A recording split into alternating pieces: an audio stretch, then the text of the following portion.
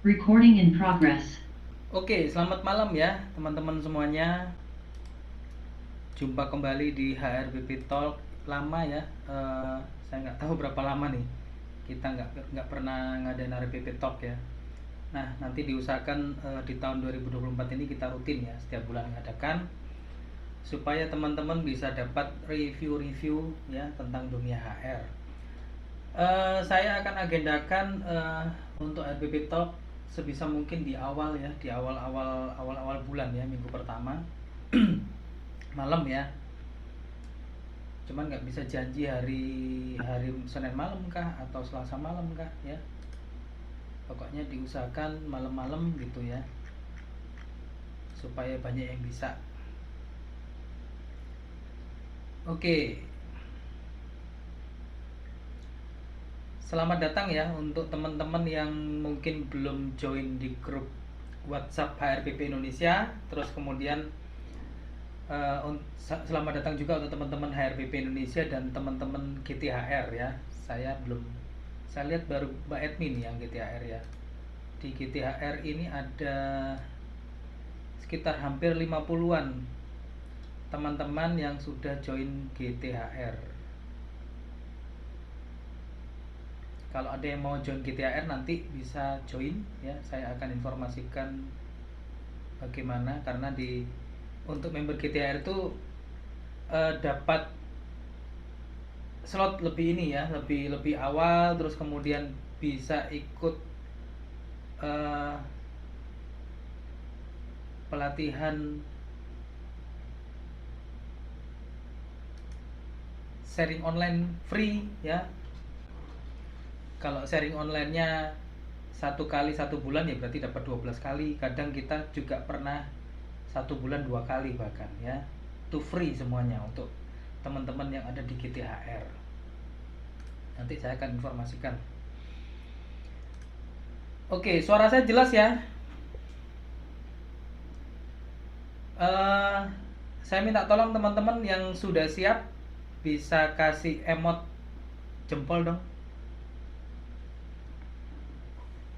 Yuk, bisa kasih emot jempol untuk yang sudah ini.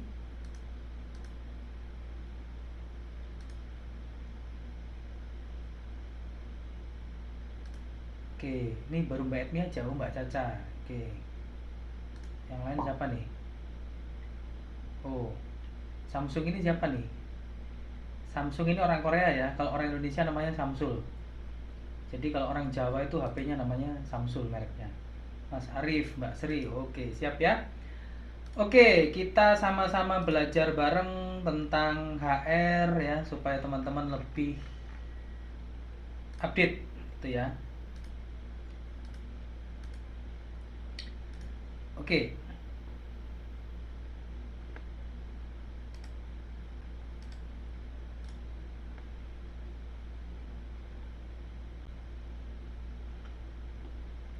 Ya, ini profil saya untuk teman-teman mungkin HRBP Indonesia juga banyak yang belum pernah ikut pelatihan ya. Juga mungkin pertama kali ikut HRBP Talk atau ikut acara HRBP Indonesia ya. Nama saya Ferry, yang dibawa sertifikasi sekarang lagi proses sih, S2-nya lagi proses ya. Beberapa tahun saya nggak kerjain tesis. Kemarin tahu-tahu dijabri sama dosen saya. Dosen saya dari doktor sekarang sudah profesor ya. Nah, sambil promosi kalau sudah up jadi profesor gitu ya. Ya nggak apa-apa ya. Nah, saya sebagai chairman, founder HRBP Indonesia, kemudian GI Club, KBPHI, ada ASPLI juga ya untuk teman-teman legal. Sampai sekarang masih sebagai asesor kompetensi BNSP dari 2015, yang saya turut prihatin dengan sertifikasi HR khususnya ya, karena banyak sertifikasi HR yang dapat sih sertifikatnya gitu ya, tapi kompetennya enggak gitu ya. Nah, ini yang sangat disayangkan. Kemudian masih sebagai trainer ya, terus kemudian konsultan HR, advokat ya. Nah, ini saya sekelumit ya. Jabatan terakhir sebagai GM HR di sebuah perusahaan grup em, bidang asuransi ya di Jawa Barat. Oke, itu ya perkenalan saya. Nah, mungkin ada teman-teman yang belum tahu nih sejarahnya HRBP Indonesia. Saya rasa banyak yang nggak tahu ya, karena yang tahu ya teman-teman yang sangat-sangat lama ya, kayak Mas Agung ini tahu. Mas Agung orang lama ya. Kemarin ketemu bulan Desember ya di Bogor. Nah, HRPP Indonesia ini berdiri di akhir 2014 atau awal 2015 ya, mendekati lah bulan-bulan November 2014, awal 2015. Nah, awal 2015 kita pertama kali ngadakan sharing atau pelatihan offline gitu ya di Surabaya. Ya, visi dari awal sampai sekarang sih masih tetap ya. Saya sendiri berangkat dari seorang HR yang newbie ya. Terus kemudian ya banyak ikut pelatihan ya. Belajar jungkir balik belajarnya pastinya. Sampai ketika di PHK pun ya, bukan di PHK sih, ketika saya nggak kerja gitu ya. Ketika saya nggak kerja di PHK itu kan bisa PHK dari kita sendiri, resign ya. Jadi bukan PHK itu karena di PHK perusahaan, nggak juga ya. Saya mem-PHK diri saya sendiri, maksudnya keluar dari perusahaan. Terus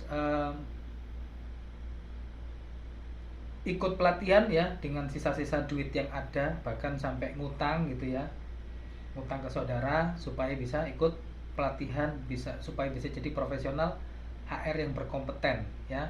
Nggak punya duit pun berusaha bagaimana caranya supaya bisa ikut jadi asesor kompetensi BNSP ya. Jadi memang kalau misalnya kita mau belajar benar-benar mau jadi kompeten ya harus ada bayar harganya, harus ada effortnya ya.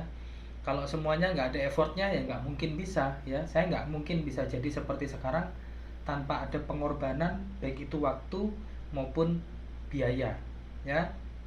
Nah, ini visi HRBP Indonesia menjadi komunitas profesional HR menuju HR yang berkompeten dan berkontribusi bagi bisnis. Kalau di awal-awal ya, visi kita adalah menjadi komunitas profesional HR dengan member misalnya 10.000 gitu ya di tahun 2024 gitu ya. Terus kemudian menuju HR yang berkompeten sesuai dengan sertifikasi HR Indonesia gitu ya, sertifikasi BNSP. Nah, saya mau melupakan itu semuanya. Karena apa? Kalau kita cuman mencapai sertifikasi BNSP yang itu dalam tanda petik dijadikan tujuan bagi teman-teman, itu salah. Ya. Makanya visi HRBP Indonesia di awal tahun 2024 ini saya ubah menjadi HR yang berkompeten dan berkontribusi bagi bisnis. Alasannya apa? Ya nanti ini di slide berikutnya nih, teman-teman saya kasih info. Ya. Misi kita masih tetap ya, dari awal HRBP Indonesia ada untuk sebagai forum diskusi bagi para HR, tapi teman-teman banyak yang nggak berani diskusi gitu ya. Di jam pagi katanya sibuk gitu ya, jam malam mungkin udah ngantuk capek, nah nggak diskusi. Padahal kalau diskusi itu lebih asik gitu sebenarnya ya. Oh ya, nanti teman-teman kalau misalnya ada yang mau tanya bisa ngisi di Q&A dulu ya. Nah, jadi itu misi HRBP ya. Misi itu why we exist. Kenapa HRBP ada? Kemudian yang kedua masih tetap ya, menyediakan pelatihan dan pengembangan kompetensi bagi para HR dengan kualitas terbaik dan investasi sangat terjangkau, bukan hanya terjangkau tapi sangat terjangkau. Pelatihan-pelatihan kita tetap ya harganya masih di sekitar 100 gitu ya. Bahkan kadang saya ngadakan juga yang di bawah 100. Terus kemudian sertifikasi lokal HRBP Indonesia juga masih sangat murah ya. Cuman di 2024 ini saya rubah formatnya jadi beberapa pelatihan yang bisa, bukan yang bisa, yang seharusnya 2 hari kalau certified ya. CHRP itu 2 hari gitu ya. CHRM masih 1 hari. Terus kemudian CCBP 2 hari.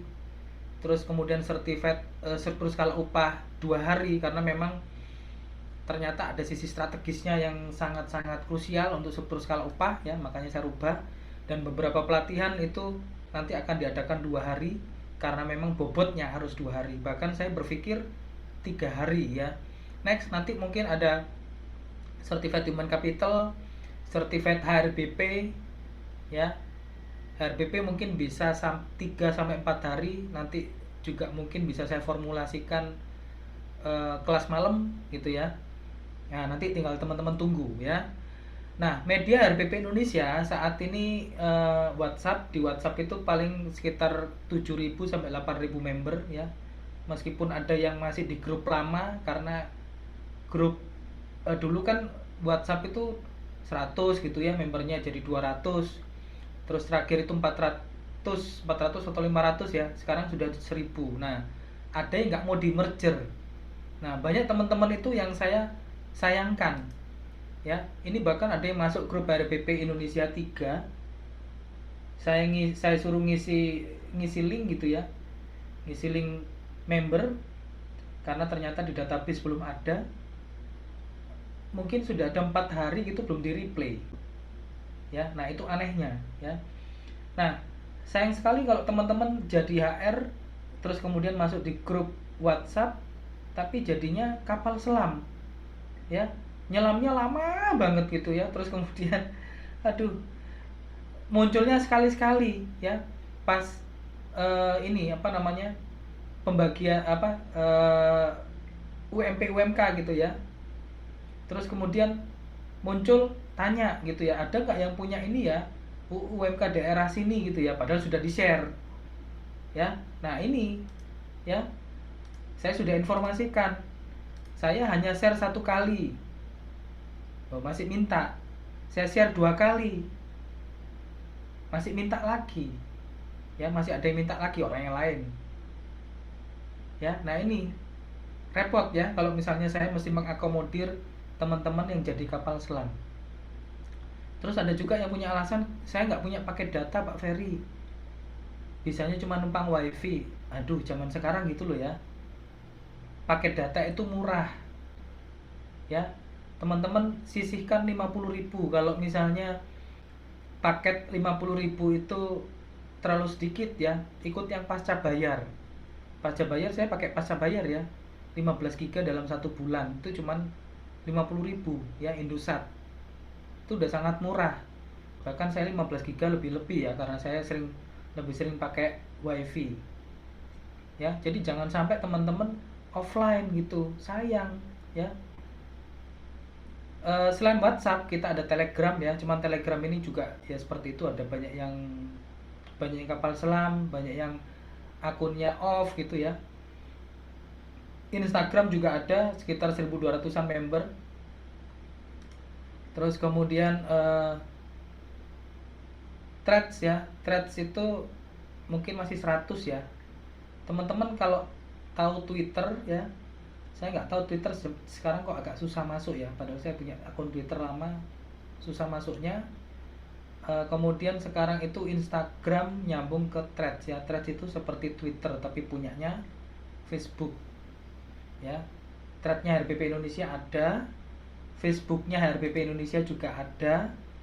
Di Facebook itu saya juga punya grup lowongan kerja namanya Career Hunter yang teman-teman bisa join juga.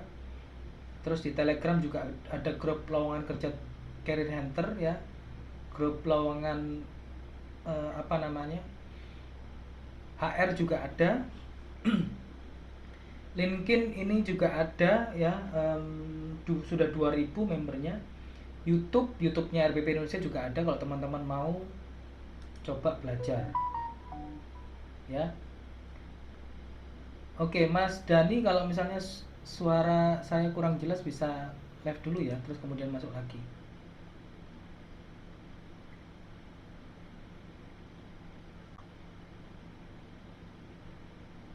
Sebentar, ini speaker oke ya. Saya tes ini dulu ya, sebentar ya. Oke. Ya. Oke ya, ini sekilas HRBP Indonesia saya lanjutkan dulu.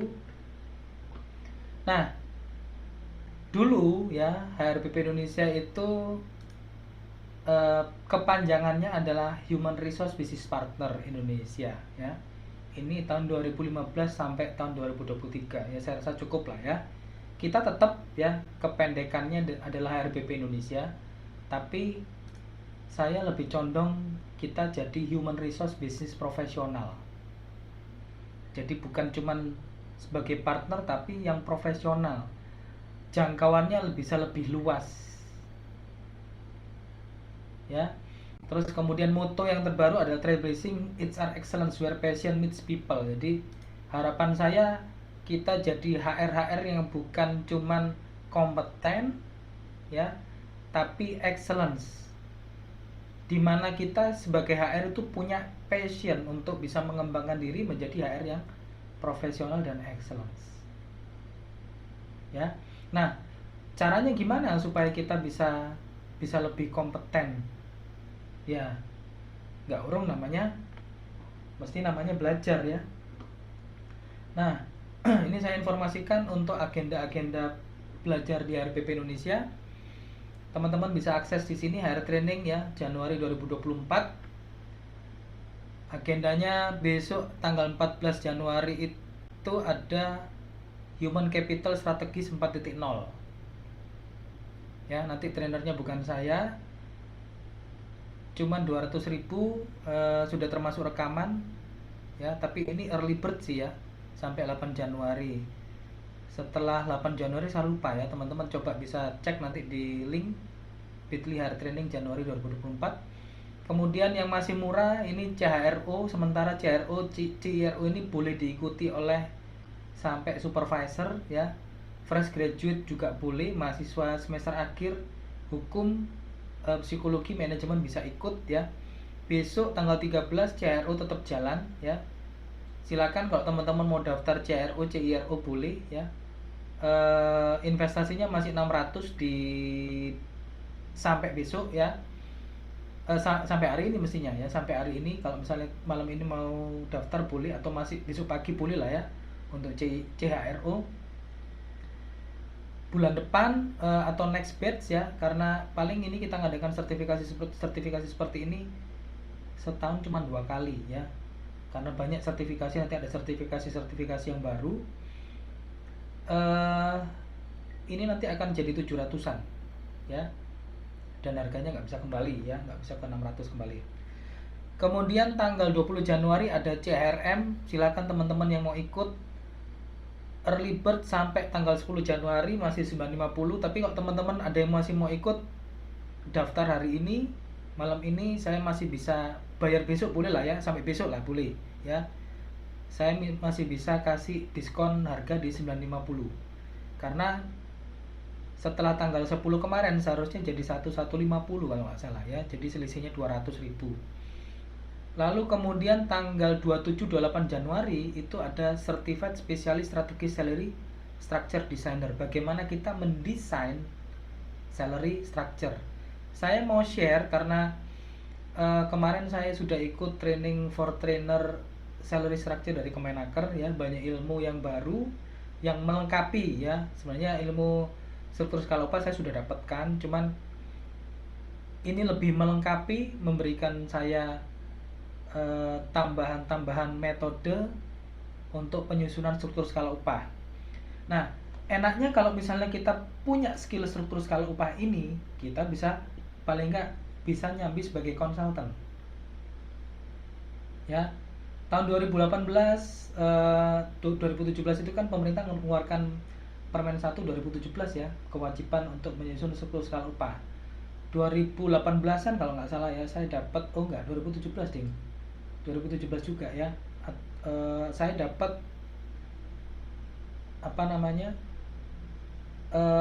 project untuk nyusun struktur skala upah ya di Surabaya. Jadi teman-teman bisa ikut, nanti lulus, kalau lulus bisa pasang title CS4D. Biaya pelatihannya sampai tanggal 18 Januari, jadi masih lama ya. 18 Januari berarti masih minggu depan, masih 2,8 juta karena ini pelatihannya 2 hari ya. Kita akan susun struktur skala upah pakai 5 model. Kurang apa? 5 model ya. Saya berikan 5 model. Jadi teman-teman mau pakai model mana yang terbaik, paling cocok diterapkan di perusahaan, alasannya apa, nah ada di training ini ya. Silakan kalau mau ikut. Kemudian untuk GA ada training Certified Professional GA tanggal 20 Januari ya, jam setengah 10 sampai jam 5. Ini sehari. Nanti next CPGA kita juga akan adakan 2 hari ya.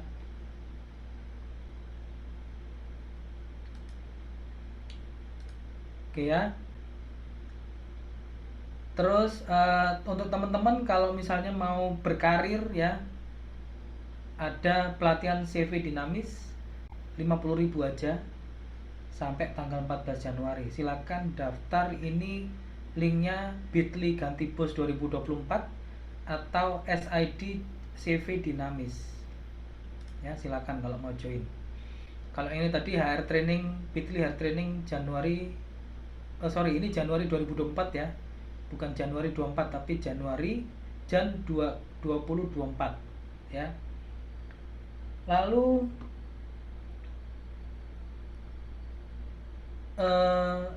tanggal berapa ini? Tanggal 28 Januari jam 9.30 sampai jam 3 kita ada training talent management 4.0 ya. Ini memang saya kasih flyer yang agak beda gitu ya. Masa talent itu gambarnya cuman landbox gitu ya. Nah, sekali ada orang main gitar gitu ya, terus disorot ya sebagai talent ya. Masih 200.000 ya. Silakan teman-teman daftar. 200.000 itu sudah termasuk rekaman kalau nggak salah di HR training Januari 2024. Terus kemudian tanggal 19 Januari minggu depan, Jumat depan gitu ya, kita ada belajar penyusunan upah sundulan 2024. Ada komponen-komponen ya, beda dengan yang materi di Bogor yang Desember kemarin. Ini kita ada komponen-komponen tambahan, ada masa kerja, ada kinerja ya, kedisiplinan, surat peringatan, selisih UMP UMK, increment perusahaan, budget perusahaan ya. Formulasinya ini, dan saya informasikan materi ini berbeda dengan materi-materi upah sundulan di tahun kemarin ya, modelnya berbeda. Teman-teman yang mau daftar ya sampai besok bisa japri saya ya, di nomor ini, japri di nomor ini. Pak Ferry, saya daftar ya, kemarin dapat info waktu HRBP Talk masih bisa 350, karena kalau sudah tanggal 11 sekarang tanggal 12 kan ya, mestinya sudah 400 ya.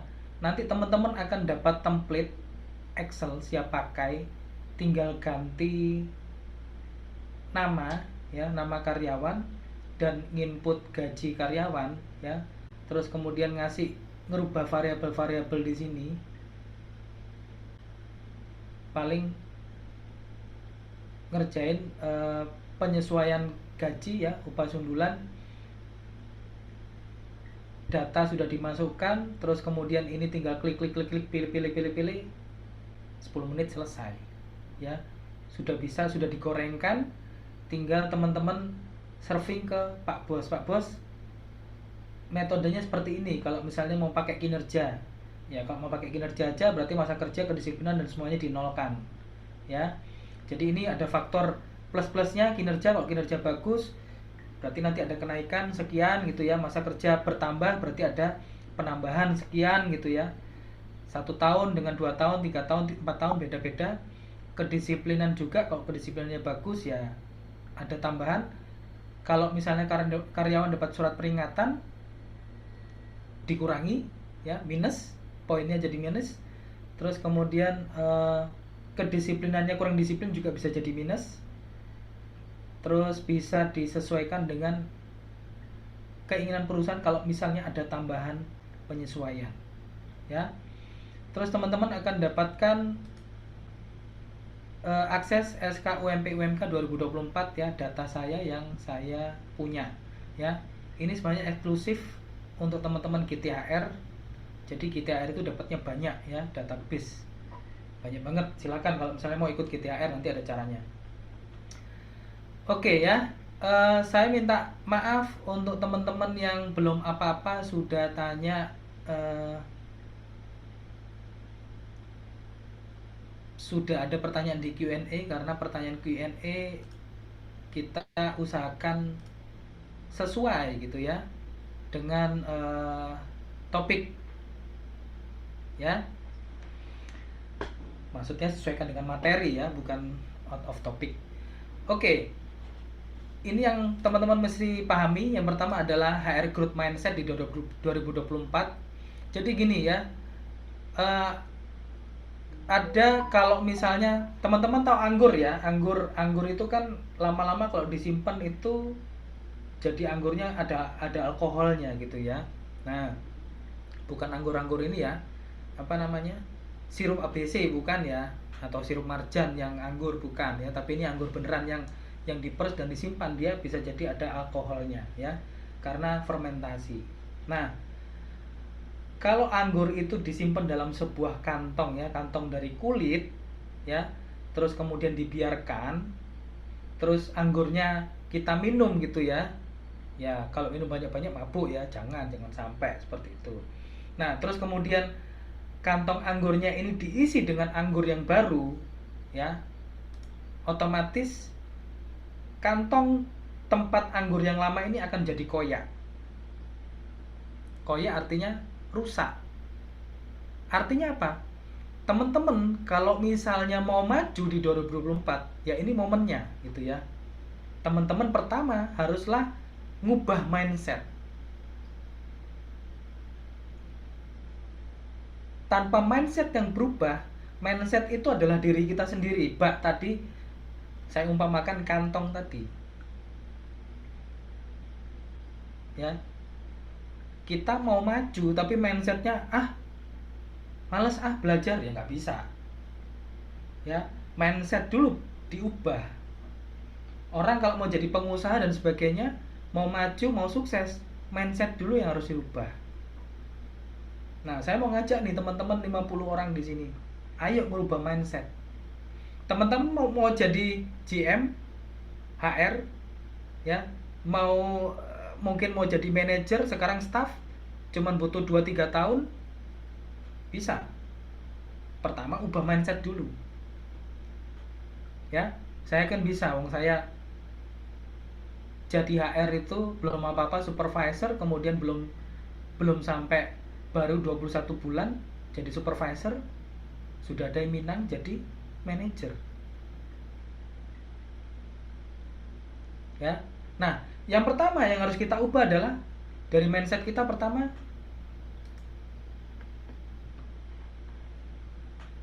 kompeten adalah basic.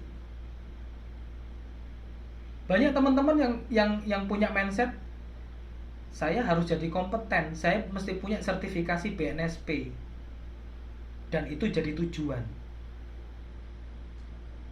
Itu salah. Kompeten itu dasar kita berpijak, supaya kita bisa melakukan yang benar. Kita tahu mana yang benar, mana yang salah. Selanjutnya, setelah kompeten, kita harus jadi profesional. Ya, kita jadi HR yang kompeten itu dasar. Mesti belajar lagi untuk ya tentang Lean System, Six Sigma lah, produktivitas, ilmu-ilmu yang lain di samping ilmu HR, meskipun nggak dalam ya. Ya, kalau produktivitas harus agak dalam, karena jangan sampai kita sebagai HR dibohongi sama produksi atau operasional. Ya. Jadi rubahlah mindset.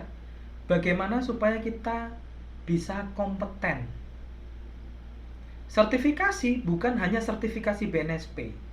Saya dari 2015 sudah jadi asesor kompetensi BNSP dan saya melihat banyak penyelewengan sertifikasi kompetensi BNSP. Nggak kurang-kurang kalau teman-teman lihat YouTube saya. Ya, sekarang itu sertifikasi BNSP bak beli aja. Udah, pokoknya daftar, ikut pelatihan, bahkan masa terus kemudian teman-teman saya kasih tahu ya. Bayar untuk sertifikasi, bayar untuk uji kompetensi level manager kompetensi uji kompetensi BNSP ya, dari lembaga pelatihan ke dari TUK ya, TUK atau tempat atau lembaga pelatihan ke LSP, lembaga sertifikasi profesi, itu 2,5 sampai 3 juta. Kalau lalu kemudian dari lembaga pelatihan tarik cuman 3 juta, kira-kira dapat apa? Harganya aja sudah 2,5 sampai 3 juta. Jangan sampai kita terus kemudian ikut sertifikasi kompetensi model cap cip cup. Dikasih template nanti, Mas atau Mbak kerjain ini ya. Nanti kalau ditanya begini ya. Kompeten itu bukan trik ya, teman-teman ya. Ya. Kita mau jadi kompeten, kita mesti tahu dari dasar. Prinsipnya apa? Konsepnya apa? Mengapa di sini sebagai basic? Dasarnya apa? Baru terus kemudian kembangan. Kalau ada trouble, bagaimana problem solvingnya? Ya, kalau kita tahu problem solvingnya, barulah di sini kita bisa mengatasi banyak masalah. Masalah ini solusinya seperti ini, gampang. Karena apa? Kita tahu basicnya. Tapi kalau teman-teman dikasih template, masa sertifikasi level GM 4,5 juta, GM loh ya, GM HR loh. Terus kemudian dikasih template cap cip cup, kompeten, dapat sertifikasi BNSP. Tapi ketika Anda praktek di perusahaan, kontribusi Anda apa? Itu yang jadi pertanyaan. Ya, jadi jangan cuman kompeten di atas kertas. Jadilah seorang yang HR yang profesional.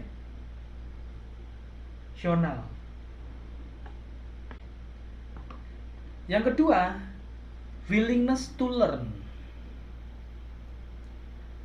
Sebagai seorang HR di 2024, kita harus selalu terbuka untuk mendapatkan pengetahuan yang baru. Saya tadi sudah bilang, saya usahakan 2024 kita ada HRBP Talk yang akan nambah pengetahuan teman-teman di awal, free ya. Ya, kita belajar dari apa ya? Dari materi-materi HR, dari pelatihan, dari pengalaman kita setiap hari yang kita dapat trouble dan sebagainya. Bagaimana problem solvingnya? Kalau ada masalah, ya lari aja ke grup diskusi, ya. Kembangkan keterampilan-keterampilan baru.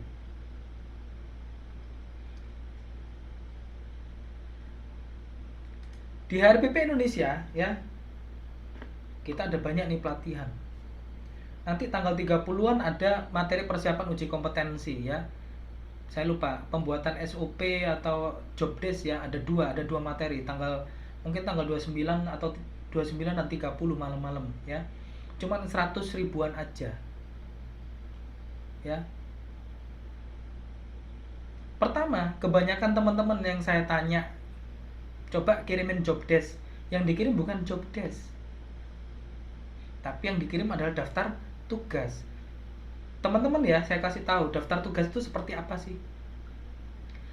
Menginput data gaji karyawan ya, menghitung gaji lembur, itu namanya bukan job desk. Memberikan surat peringatan, membuat HR planning, manpower planning, melakukan rekrutmen itu namanya bukan job desk, itu daftar tugas. Ya, silakan kalau mau ikut, linknya masih sama ya, bit.ly/hr training, tadi HRT-nya besar ya, training, terus trip, Jan J-nya besar 2024. Terus kemudian kita juga ada sharing online. Ya, sharing online ini materinya agak berat sih ya. Tadi malam kita bahas tentang surat dokter online. Ya, ada beberapa teman-teman GTAR yang bisa ikut free. Tadi saya bilang GTAR ya. Ada logika hukumnya. Nah, ternyata ya, ini saya cuplik sedikit. Ternyata yang namanya kita ke dokter itu ada transaksi, ada hubungan hukum loh ya. Jadi bukan terus kemudian asal berobat, tapi ada hubungan hukum. Nah, yang lebih ringan lagi dari sharing online materinya, kita ada Ninja Learning. Kadang di Ninja Learning ada investasi-investasi yang di bawah 100. Kemudian ada training online ya. Rencana saya mungkin ke depan kita akan adakan offline lagi. Saya pengen juga ke Jakarta kembali offline sebulan sekali ya. Saya lagi upayakan juga supaya ya mungkin harga di sehari pelatihan bisa 400-500 ribu kayak dulu lah. Semoga ya. Nah, kalau ada teman-teman yang punya ruang training, terus kemudian mau minjemin tempat untuk di Jakarta atau mungkin di Bandung boleh ya, atau sekitaran Jakarta, nanti bisa japri saya ya. Pastinya kalau misalnya teman-teman yang punya tempat, punya ruang pelatihan, bisa kapasitas mungkin sekitar 40-50, ada mejanya kalau misalnya bisa ya. Pastinya bisa ikut free ya setiap pelatihan. Ya iyalah ya, masa nggak dikasih fasilitas. Termasuk kalau misalnya kita ngadakan sertifikasi HR, CRP ya dan sebagainya. Teman-teman yang punya tempat, minjemin tempat ya bisa dapat gratis. Ya, silakan kalau misalnya punya ruang meeting ya, coba bilang sama bos teman-teman kalau diizinkan ya, bisa ikut free setiap pelatihan. Nah, di HRBP ada program belajar murah. Ada grup namanya Global Talent HR, GTHR. Iuran per tahun cuma 350.000. Teman-teman bisa ikut sharing online gratis dalam 1 tahun.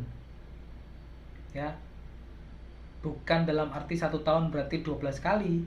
Bisa jadi 12 kali, bisa minimal ya 12 kali, bisa jadi lebih. Selain itu dapat e-book setiap bulan ya, entah e-book bahasa Inggris, bahasa Indonesia, dapat database. Kalau ada UMP UMK pasti dapat ya, backupnya ada. Silakan daftar ya. Ini cuman linknya agak salah ya. Nanti saya share by chat ya. Nah, linknya ini kalau misalnya teman-teman mau daftar. Cuman 350.000 ya.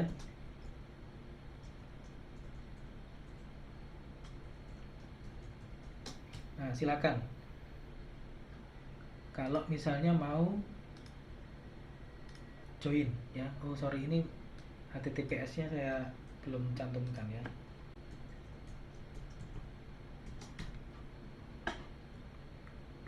Terus kemudian kalau member HR GTHR ini mau konsultasi, boleh by Japri ya, bisa konsultasi sama saya. Terus teman-teman yang mau masuk di grup ebook boleh.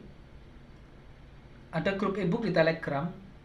Total ebooknya itu hampir 16.000. Di situ ada ebook KR, manajemen, motivasi ya, 16.000 ebook free untuk ngakses ya. Ini ada iurannya 50.000 lah ya, 1 bulan. Tapi teman-teman bisa akses, bisa cari ebook yang sudah ada ya. 16.000 ini teman-teman bisa acak-acak, bisa cari yang bagus-bagus, yang dibutuhkan, dan bisa request ya. Nanti diusahakan dicarikan kalau ada. ya.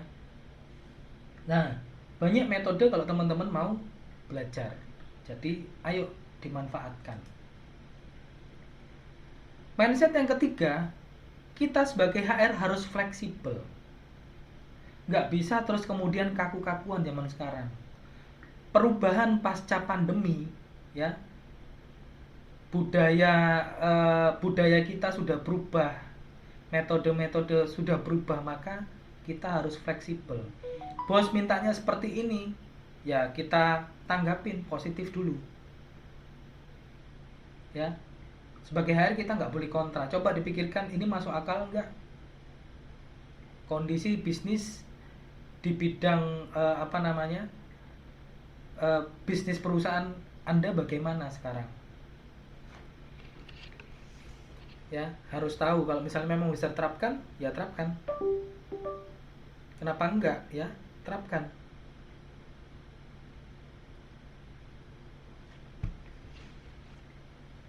Ya, perubahan itu adalah peluang untuk bisa jadi bisnis lebih growth. Makanya ketika ada perubahan jangan kontra. Poinnya di sana. Mindset yang keempat adalah kolaborasi dan engagement, keterlekatan. Bagaimana kita bisa mengelola tim kita, tim internal HR dan tim di internal perusahaan, gitu ya, supaya bisnis bisa lebih growth. Ya, penting yang namanya kolaborasi dan keterlekatan ini.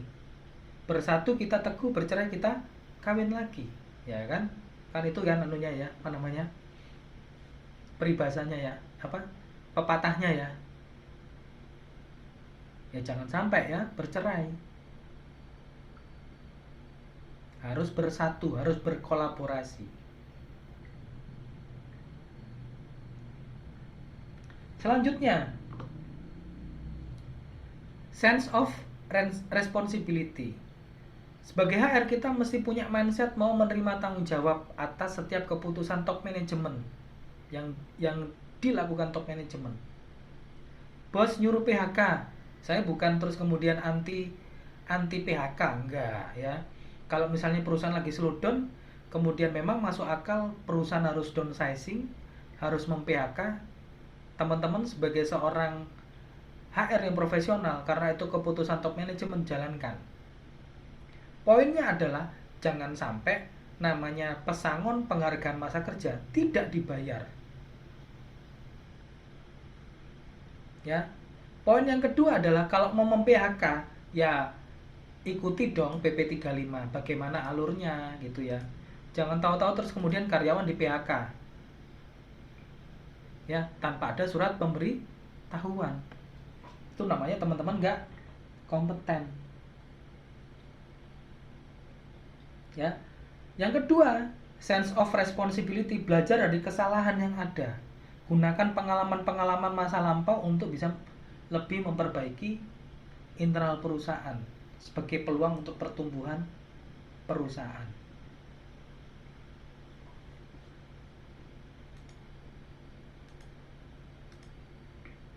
Ya, ini growth mindset yang ke-5. Growth mindset yang ke-6, innovation and curiosity, ya. Inovasi dan keingintahuan, tertarik untuk hal-hal yang baru. Tertarik untuk hal yang baru dan inovasi ini bukan terbatas pada dunia HR aja, tapi pada apa yang menjadi bisnis perusahaan. Zaman sekarang itu ngeri loh ya. Tadi sore mungkin ya, tadi pagi atau sore atau tadi malam ya, kemarin malam, teknologi sekarang itu dipegang sama Cina. Teman-teman kalau lihat teknologi otomotif sekarang ya, Cina itu sudah bisa buat mobil ya, mobilnya model Alphard gitu ya, yang dia dijatuhi mobil molen ya, mobil apa namanya yang nyampur pasir sama semen, tapi cuman penyoknya sedikit. Coba tuh kalau misalnya mobil-mobil Jepang, inisial T misalnya ya, udah jadi apa namanya, tempe penyet kali ya. Mobil-mobil Cina, mobilnya sudah bisa jalan di atas air, nggak masuk, airnya nggak masuk gitu ya. Nah ini karena apa? Karena orang Cina pengen megang teknologi, mereka berusaha bagaimana caranya berinovasi. Ya kok mereka awalnya juga ngopi-ngopi tuh ya, dari Cina, dari Korea. Tapi sekarang teknologi mereka yang pegang.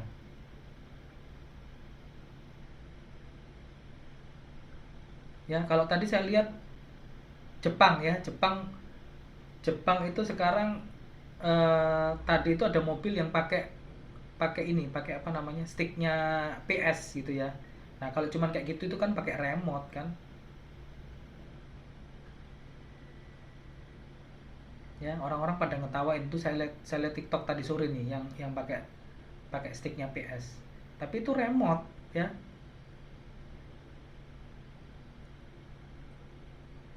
Nah ya, mindset, inovasi dan keingintahuan itu penting.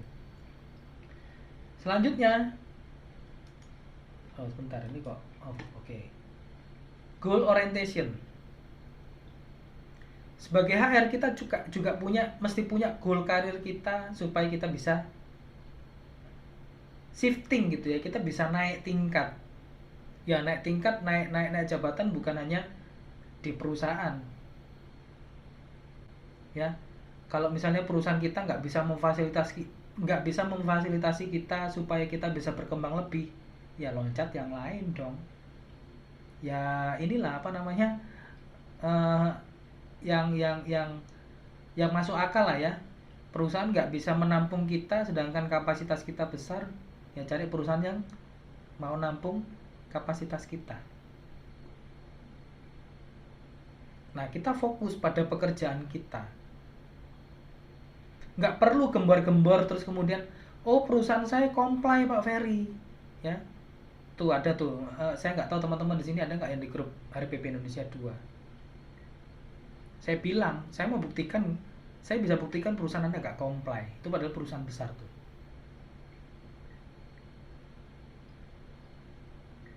ya. Salah satunya apa ya, perusahaannya outsource ya, outsource untuk pekerjaan yang sifatnya inti. Ya memang sekarang kalau menurut PP 35 nggak ada aturan seperti itu, tapi kalau kita tarik sebelum PP 35 ya sudah melanggar. Comply ya, itu bukan goal.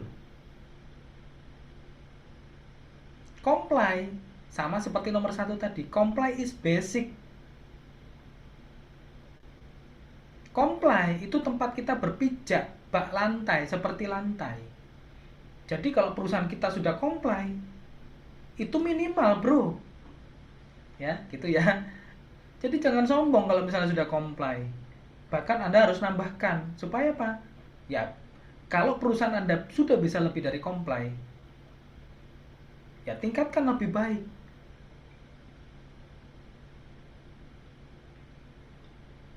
Ya, nggak perlu sombong kalau sudah comply. Nanti kalau saya tahu, saya cari kesalahan bisa loh. Hal yang sepele aja, paling banyak sekarang. Coba, ini termasuk health check yang saya mau bagikan ya. Berapa banyak perusahaan teman-teman yang karyawannya sudah 50? Lebih dari 50? Pasti banyak. Ya. Berapa banyak yang sudah menjalankan yang namanya LKS bipartit?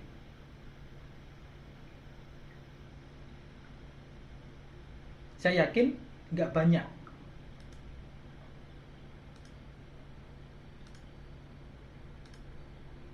Kalau sudah punya LKS bipartit, berapa banyak LKS bipartitnya yang jalan? Padahal sekarang ya, LKS bipartit itu punya punya fungsi ganda. Yang pertama, ya penjaga supaya perusahaan bisa balance.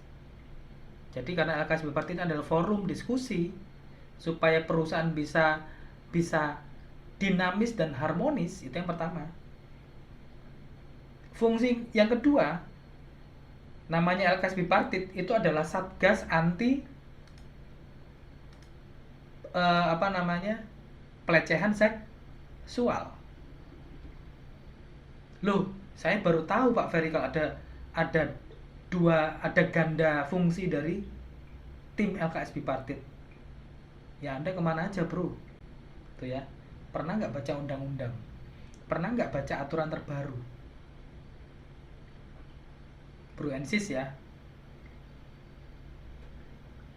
Sekali lagi ya, karir Anda penting ya, normatif itu penting, normatif is basic. Oke ya. Untuk growth mindset HR ada 7 ini aja, cukup lah ya. Oke. Saya minum sebentar ya, teman-teman ya. Ini apa namanya? Coklat hangat saya sampai dingin nih.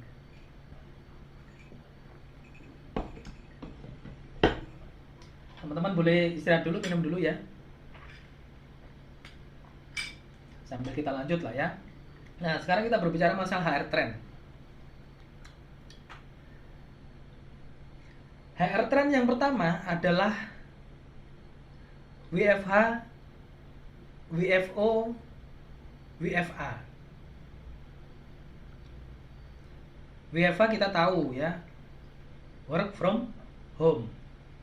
WFO, work from office ya. WFA, work from anywhere. Ini masih menjadi tren. Teman-teman HR harus berupaya bagaimana caranya, terutama untuk yang sewa-sewa office, turunkan biaya sewa office. Gimana caranya? Contoh misalnya, tim sales, mereka sebenarnya nggak perlu ngantor. Mereka bisa bekerja di mana saja.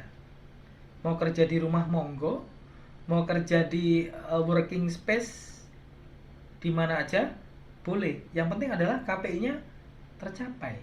Apa itu ya? Target penjualan kalau sales.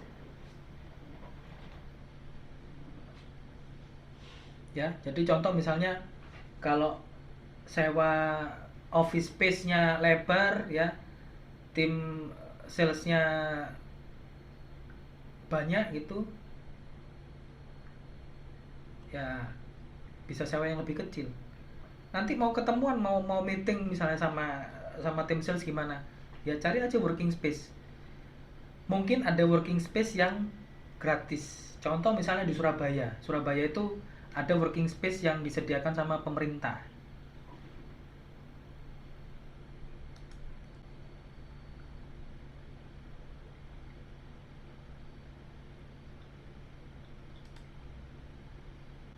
Ya. Ada working space yang disediakan sama pemerintah di Exiola ya. Tempo hari sih nggak tahu infonya kok tutup ya, tapi saya rasa sih nggak tutup, tapi saya belum cek lagi ya.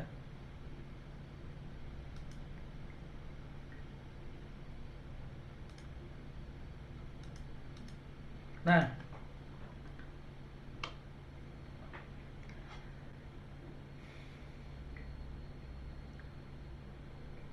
menurut iSmart Recruit ya, masih banyak karyawan yang berminat untuk bekerja tidak dari kantor. Untuk orang-orang IT, programmer, entah itu programmer Android, Java ya, program-program macam-macam lah pokoknya ya. Ya kenapa mereka nggak kerja di rumah aja? Ya, teman-teman tinggal subsidi aja misalnya dari perusahaan, gantikan uang makan, uang transport untuk uang ini mereka, uang internet kayak uang listrik. Mereka bisa lebih happy kerja di rumah karena namanya programmer nggak mungkin programmer itu bisa terikat waktu jam kerja 9 to 5 atau 8 to 4. Ya, kadang mereka pengen kerja malam gitu ya. Ya why not? Bisa WFH atau WFA. Kerja dari rumah atau kerja di mana saja. Mereka mau ke working space, ya pokoknya kan sudah dikasih duit sama perusahaan. Makan ya urus sendiri kan, sudah pokoknya dikasih uang apa namanya? Listrik sama uang internet. Ya makan ya urusan sendiri. Nah, pikirkan, karena apa? Kalau kita bisa menghemat dengan WFH atau WFA, irit untuk perusahaan. Oke ya. Tren yang kedua adalah employee experience. Apa sih employee experience ini? Bagaimana karyawan bisa merasakan bukan hanya puas di perusahaan, tapi bisa engage. Isunya apa employee experience ini? Perhatikan employee well-being. Ini isu yang penting karena apa? Di 2024 dan 25, 26, 27, 28, 29, mulai 29 itu mulai apa namanya? Indonesia akan oversupply tenaga kerja karena yang kerja generasi X belum pensiun, masih banyak yang aktif, generasi Y banyak, generasi Z banyak. Coba teman-teman lihat di TikTok, di YouTube, generasi Z mikirnya apa? Kapan healing ya? Dikit-dikit healing ya kan? Teman-teman lihat ya, banyak berita-berita di internet, ada mahasiswa ya di Surabaya yang dia stres, terus kemudian mati di dalam mobil. Orang Kediri itu mahasiswa, kalau nggak salah Unbra atau universitas mana, Unbra ya, terjun dari lantai berapa mendarat di lantai 4, kalau nggak salah lantai 4 ya. Pengennya lantai 1 dia, pengennya. Karena apa? Generasi Z ini generasi yang rapuh, gampang stres.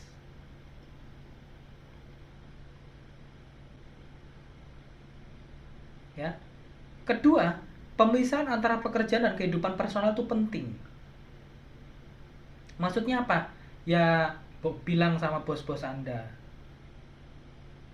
kalau sudah karyawan sudah pulang, ya cukuplah, jangan terus kemudian ditelepon ditanyain masalah kerjaan.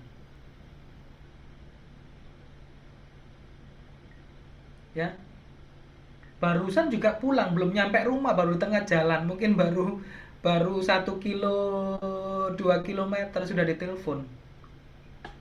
Pak Ferry pernah? Yes, absolutely. Diangkat? No. Bosnya Pak Ferry marah? Enggak. Mungkin juga tahu diri dan enggak sekali. Kadang juga di rumah terus kemudian saya liatin aja HP saya.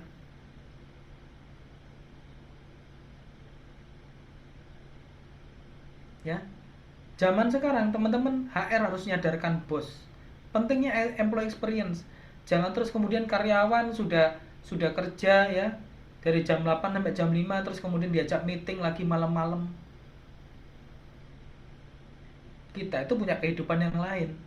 Pengenlah pulang sore-sore gitu ya. Makanya saya juga kalau kerja pulang malam-malam jam 5 jam 6, meskipun saya GM, saya nggak suka. Waktu saya jadi GM, saya ngomong sama anak buah saya, ayo udah jam 5 pulang.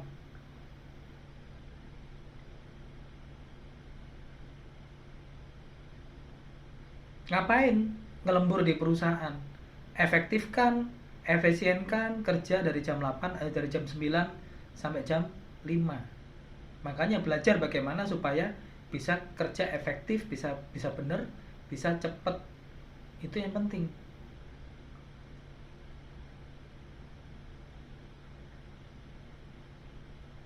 Ya. Coba bos-bos yang kolot-kolot yang terus kemudian suka-suka telepon teman-teman kasih tahu, Pak, banyak yang protes loh sebenarnya, capek.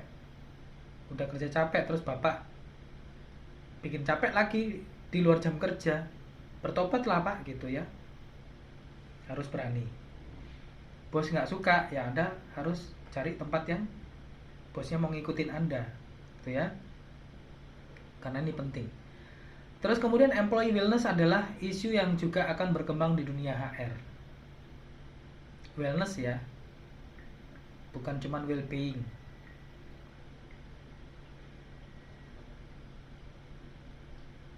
Oke, ini yang kedua. Yang ketiga adalah penggunaan AI.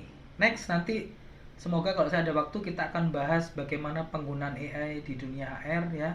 Meskipun ini untuk Indonesia adalah masih akan jadi angan-angan gitu ya. Tapi ya nggak apa-apa. Perlu, kita tahu perlu ya. Artificial Intelligence akan sangat membantu pekerjaan HR supaya bisa lebih cepat, tepat, akurat, efisien, efektif ya, hemat biaya. Tapi ya kalau pakai AI pasti mahal ya kan. Pengambilan keputusan bisa lebih baik gitu ya. AI bisa bantu bidang rekrutmen untuk menentukan dari sekian kandidat mana yang paling baik. Dan misalnya contoh perusahaan mau downsizing, mana yang harus siapa yang harus di PHK gitu ya. Ya kita bisa pakai AI. Lebih akurat dalam hal pengambilan keputusan.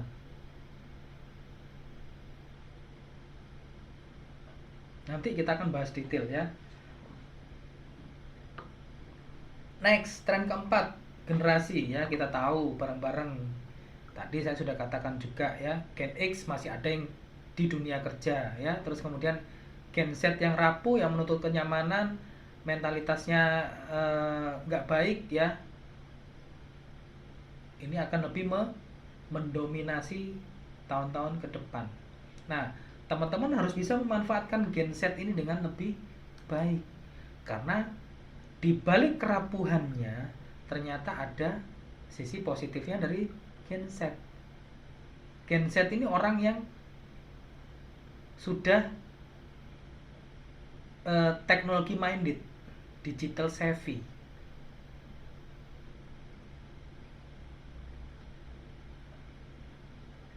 Ya. Di awal-awal baru lahir mungkin usia 5 tahun sudah tahu gadget. Ya kan? Sehingga cepat beradaptasi dengan perubahan teknologi yang ada. Pinginnya kerja cepat kalau misalnya bisa pakai teknologi. Nah ini sisi positif, manfaatkan.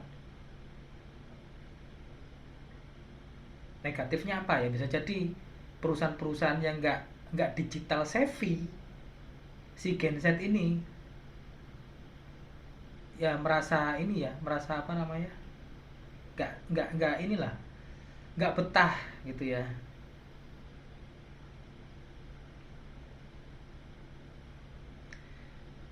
Gen Z ini fleksibel dan adaptable. Dia bisa dan mampu menghadapi perubahan-perubahan yang ada. Cepat beradaptasi terhadap lingkungan yang dinamis. Ya, kalau Gen X udah agak kaku ya. Ibarat karet, karetnya udah molornya udah panjang gitu ya, tinggal putusnya. Susah dirubah kalau Gen X. Ya mungkin ada beberapa aja sih yang berpikir ya saya harus bisa beradaptasi, ngikutin perubahan perusahaan. Nah, manfaatkan Gen Z. Tapi satu sisi, yang nomor 3 ini pencarian makna dan dampak. Kalau terus kemudian teman-teman tidak bisa memberikan meaningful work life di perusahaan, Gen Z akan cenderung bosan, keluar dia. Ya, makanya mesti dikasih pekerjaan-pekerjaan yang menantang, karir yang menantang. Ini Gen Z ya. Selanjutnya kemampuan multitasking. ya mereka bisa melakukan beberapa pekerjaan sekaligus. Yang kelima, genset ini kolaboratif dan tim oriented. Ya, jadi lebih suka bekerja dengan tim. Lebih nyaman bekerja dengan tim.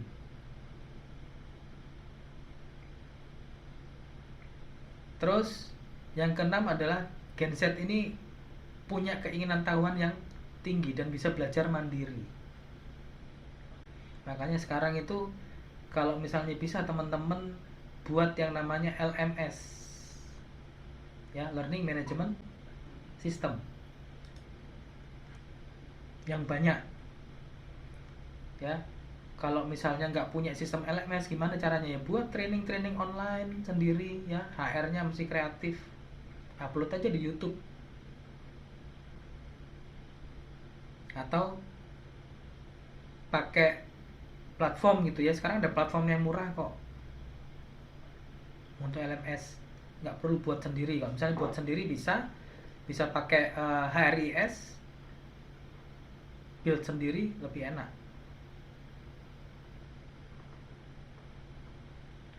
Ya, ini kelebihan dari genset yang keenam. Yang ketujuh, working life, ya,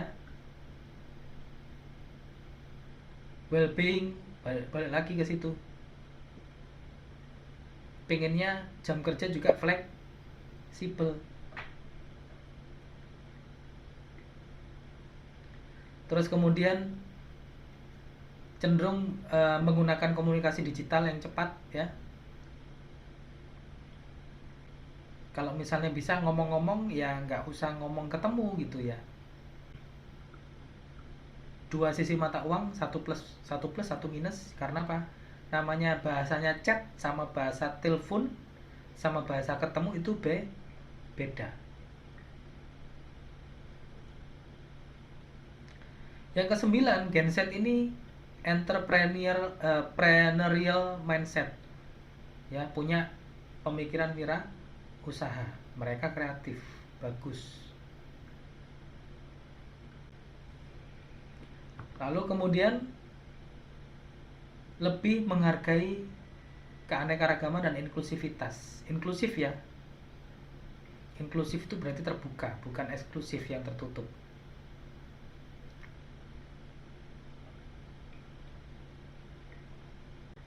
Terus kemudian sebagai pengguna aktif media sosial.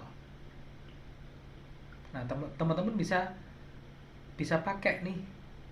Contoh misalnya media branding HR. Kalau misalnya culture perusahaan bagus, ya suruh mereka untuk brandingin dong perusahaan dong, gimana cara kerjamu.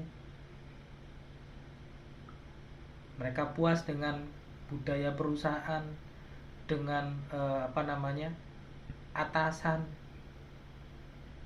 Teman-teman HR yang bisa dapat dampak positifnya. Dampaknya apa? Ya gampang cari karyawan. Ya, ini kelebihannya genset dibalik kerapuhannya yang parah, ya. Nah, tren selanjutnya, teman-teman usahakan supaya rekrutmen itu bisa lebih mobile friendly.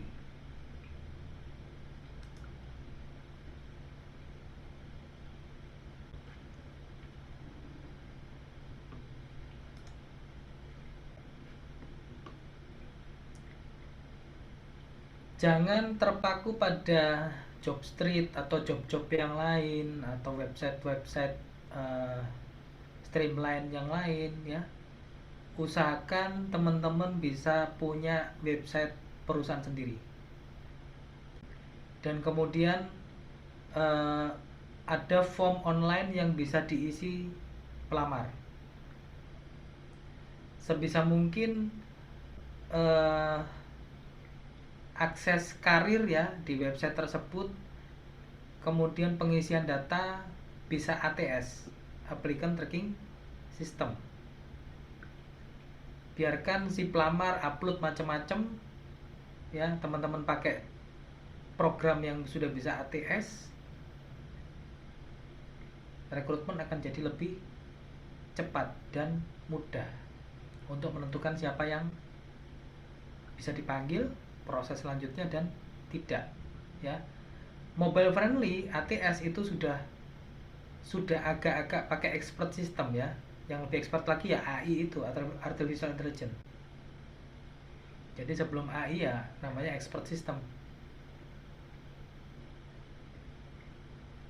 Ya, ini isu yang kelima. Isu yang selanjutnya adalah industrial relation. Di akhir 2023, ya, bulan September, Oktober, November, Desember, kita melihat banyak perusahaan-perusahaan yang mem-PHK karyawan. Perusahaan-perusahaan startup yang selama ini sepertinya kuat, bahkan di masa pandemi mereka kuat, 2023 Desember tutup. Salah satunya apa? Pegi-pegi. Ya, saya pakai tuh pegi-pegi tuh dari 2000 berapa ya? 2005, 2016, 2017 lah. 2000 sebelum 2020 pun saya masih pakai pegi-pegi. Masa pandemi nggak tutup loh. Padahal masuk startup. Desember 2003 mereka ngumumkan 2024 kita bakal nggak ada.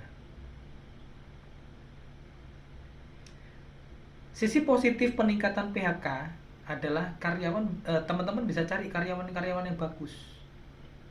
Artinya apa? Ya buka lowongan untuk semua posisi. Ya, kesempatan. Bukannya terus kemudian di perusahaan-perusahaan startup itu karyawannya nggak bagus-bagus loh, ya. Pasti ada juga yang bagus, yang niat kerja, yang loyal. Yang dibuka lowongan apa Pak Ferry? Semuanya, ya. Manajer pun buka lah. Lo nanti tahu dong manajernya, ya. Terus kenapa? Kalau terus teman-teman butuh yang namanya database,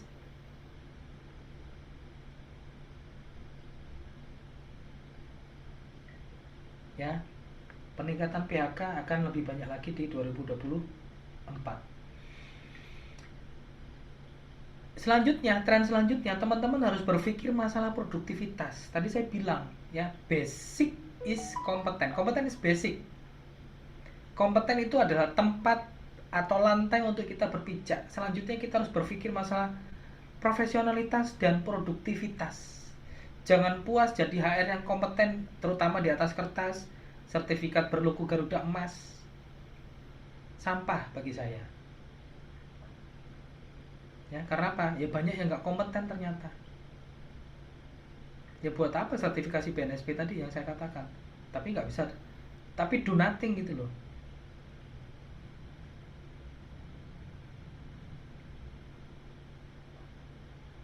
Ya, usahakan teman-teman ikut pelatihan-pelatihan produktivitas, efisiensi perusahaan. Karena apa? Kalau teman-teman punya kompetensi ini dan teman-teman bisa merubah perusahaan, teman-teman akan jadi orang yang paling disayang sama bos. Saya jamin.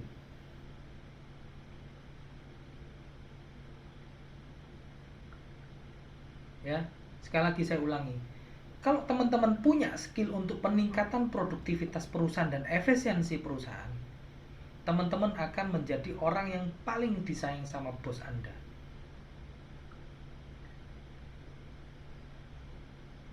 Jangan puas pada pelatihan-pelatihan yang rutin. Ya, programkan di tahun ini pelatihan-pelatihan untuk peningkatan produktivitas.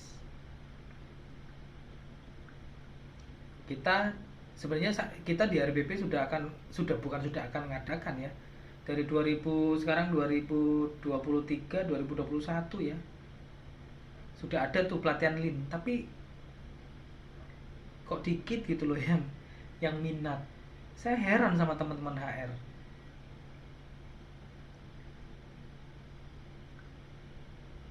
Ya, padahal potensinya kalau misalnya Anda bisa menguasai Lean Six Sigma gitu ya, sampai black belt gitu, bisa praktek, bisa mengefisienkan perusahaan, pindah-pindah perusahaan itu gampang.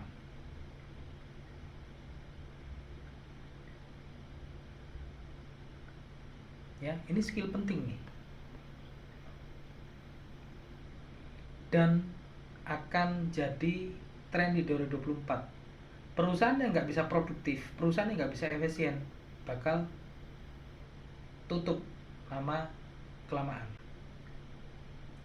Tren yang selanjutnya yang ke-8, kita harus jadi HR yang lebih strategik. Ini ngeri ya, jujur ya. HRBP Indonesia buka pelatihan balance scorecard certified, ya nggak certified juga ya. Yang certified itu dari tahun 2020, yang ikut baru 3 gelintir. Coba. Padahal saya ngadakan itu setahun bisa 3 sampai 4 kali lah. Tapi nggak laku tuh pelatihan balance scorecard. Padahal kalau misalnya kita bisa balance scorecard, bisa mengkonsultani perusahaan, nggak dikit bayarannya bro.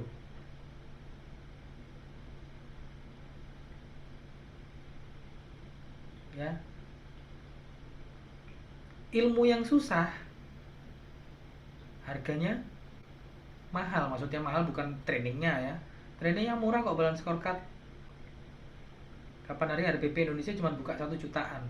Saya pun dulu 2000 berapa ya, 2016an kalau nggak salah, ikut training balance scorecard pun 1 juta.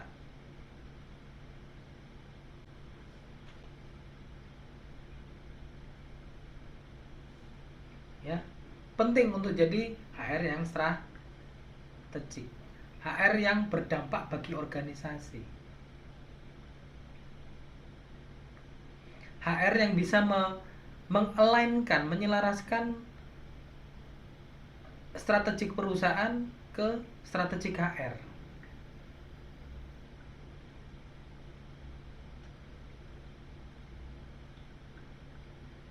Bisa mendefinisikan purpose dari perusahaan. Apa sih maksud dan tujuan HR ada? Dikaitkan dengan visi perusahaan tentunya. Kemudian identitas siapa itu HR, dan HR itu mau dikenal seperti apa sih? Bagaimana HR bisa berkontribusi bagi perusahaan secara kolektif? Bagaimana HR bisa mendelivery kebutuhan bisnis perusahaan sehingga memberikan hal yang bernilai bagi perusahaan? Bagaimana HR bisa mengidentifikasi skill, behavior yang penting untuk perusahaan bisa mencapai visinya?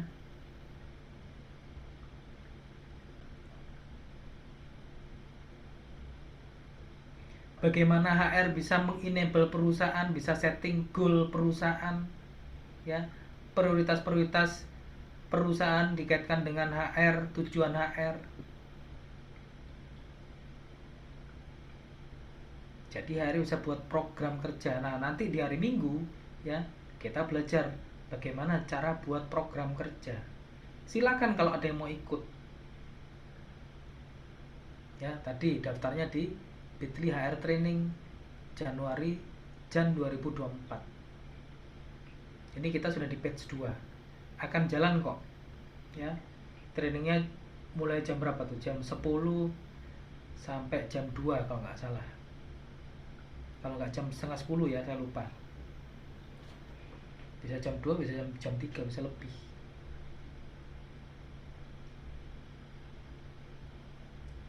Oke, selanjutnya ya, yang terakhir. Ada namanya talent lattice. Talent lattice ini apa? Makhluk apa ini talent lattice? Kalau teman-teman tahu karir ya, jenjang karir, namanya jenjang karir itu kan dari staff itu non staff naik ya jadi staff junior misalnya, staff junior naik jadi staff middle, naik jadi staff senior, naik jadi junior supervisor, middle supervisor, terus kemudian senior supervisor atau asmen gitu ya, terus naik jadi junior manager misalnya. Nah, dibuat trap-trap seperti itu, level-level seperti itu. Itu bukan talent letis ya, itu karir tipe lama. Nah, bagaimana talent letis itu? Nah, yang tadi saya sebutkan itu adalah traditional career ladder. Tangga karir yang sifatnya tradisional, based on seniority. Nanti kita suatu saat kita akan bahas tentang career ladder ya. Tapi sorry karena materinya agak deep, jadi saya nggak bisa kasih free ya. Teman-teman yang mau belajar benar-benar terkait career path ini, karena mungkin kita akan tinggalkan model dual career path talent management yang model lama ya. Silakan kalau misalnya teman-teman mau ikut ya. Semoga lah kalau misalnya Februari, kayaknya enggak deh ya, Februari mungkin Maret ya kita bisa bahas. Semoga lah secepatnya lah ya. Kadang-kadang saya agak ini sih kepikiran judul baru gitu ya, jadi yang seperti ini sudah ada rencana terkalahkan kadang. Nah, secuplik tentang career ladder itu bagaimana teman-teman kalau lihat seperti ini, growth in existing role, terus kemudian panah keluar, maksudnya apa sih gitu ya. Ada yang paham mungkin bisa jelasin, bantu saya mungkin, silakan. Bisa angkat tangan gini yang bisa jelasin.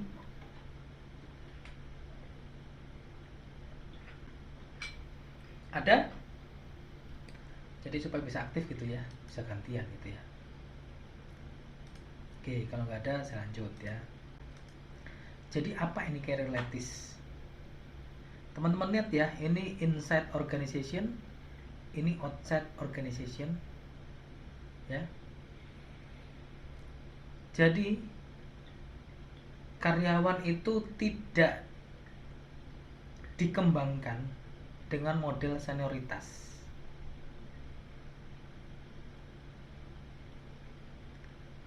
Model career ladder itu karyawan bisa yang seperti ini, vertical in organization itu ya, bisa lateral inside organization. Jadi bisa dimutasi yang sejajar ya, dari staff apa ke staff apa gitu ya, dari staff komben ke staff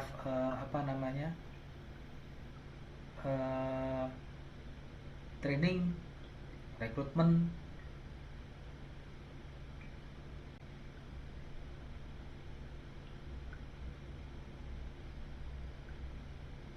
ya. Bisa di dalam perusahaan ya, atau bisa juga dikeluarkan dari perusahaan. Bukan berarti maksudnya ini terus kemudian di PHK, enggak ya. Sistemnya kayak ini loh, kayak sepak bola ya, bisa dipinjamkan.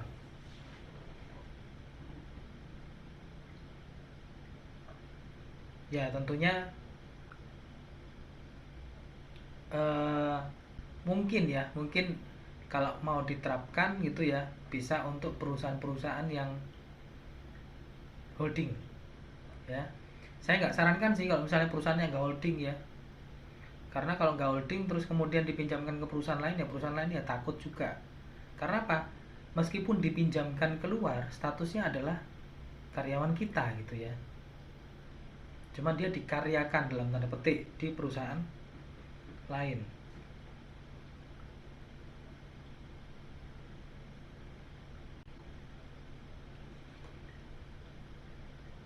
ya.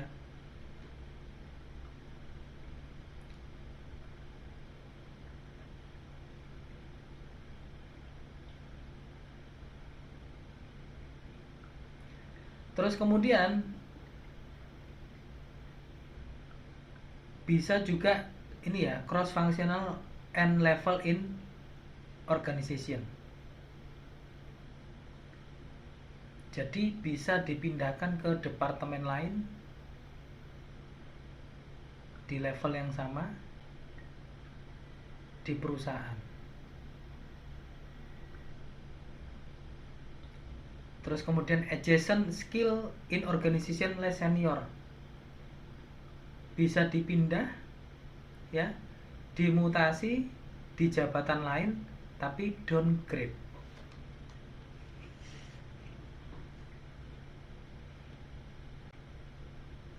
Nah, ini implementasinya gimana? Ya, bisa juga dikeluarkan, dipindahkan ke perusahaan lain, ya. Adjacent skill out of organization less senior, downgrade, dikeluarkan dipinjamkan ke perusahaan lain tapi downgrade.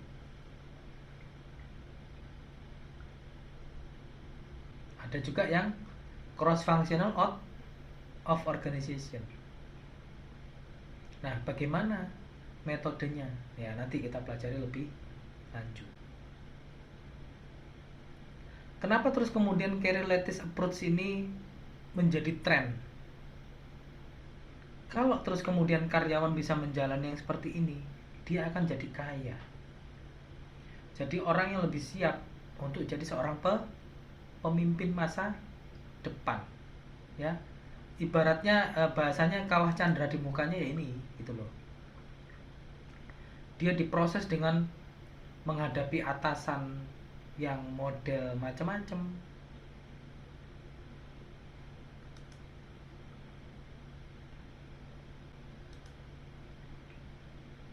Ya, modelnya seperti ini.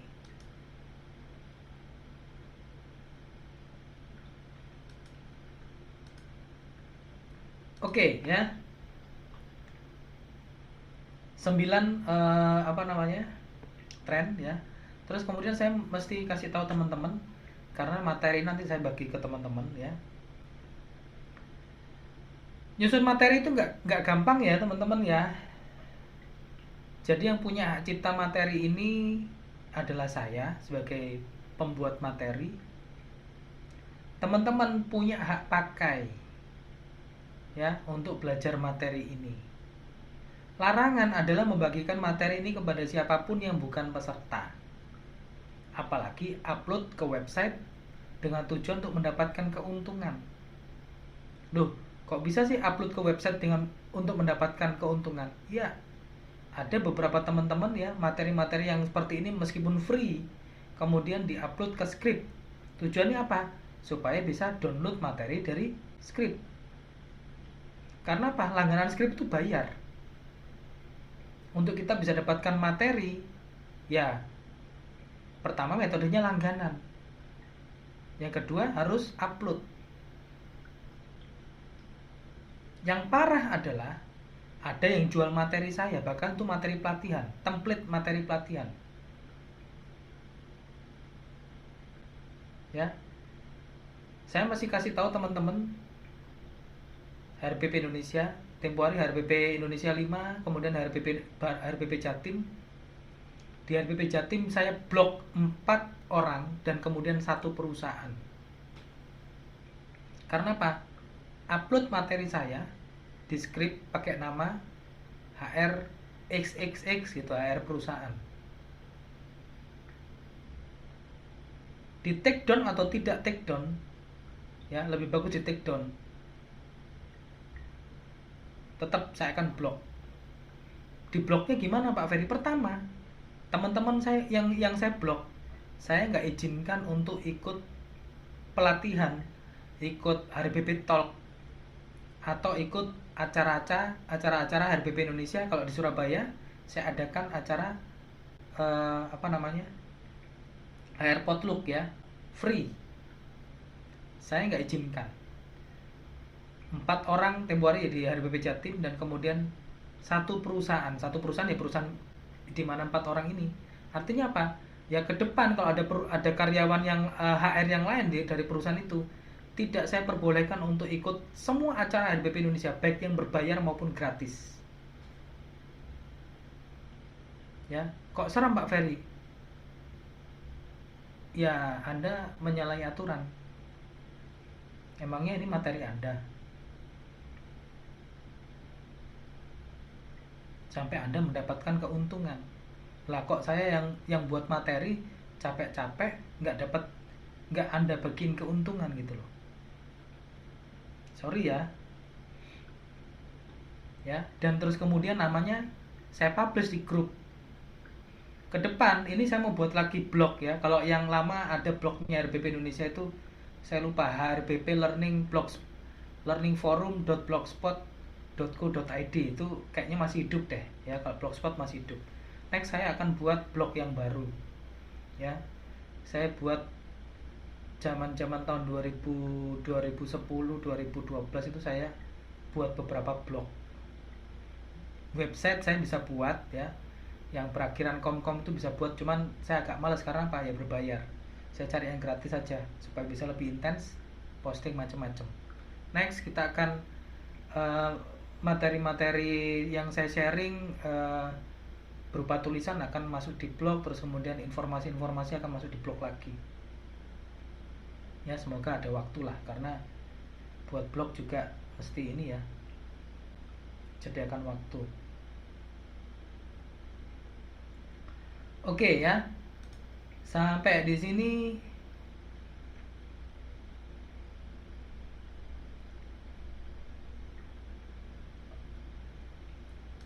ada yang mau tanya mungkin? Saya batasi ya, kita selesai di 9.25 ya, atau 9.30 deh ya, 2 jam nggak apa-apa, 9.30. Jadi masih ada waktu 22 menit ya, sangat cukup. Silakan, mungkin ada teman-teman yang mau tanya, saya akan buka ya, jadi teman-teman bisa unmute sendiri dan kemudian bisa langsung bersuara ya.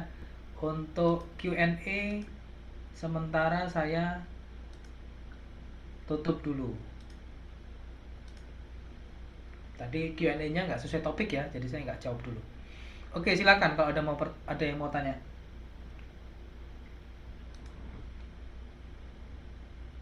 Bisa nyalakan mic. Sesuai topik aja ya, sesuai materi ya.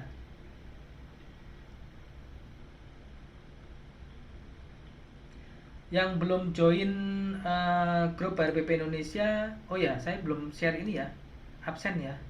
Sebentar. Saya lupa ya, absen supaya teman-teman bisa dapat sertifikat. Mana linknya ya? Oh ini. Silakan absen.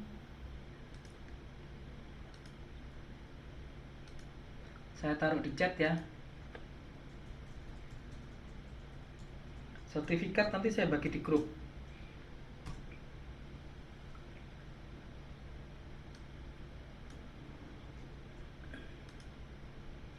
Absennya sekali aja ya, diisi namanya sendiri, jangan double-double.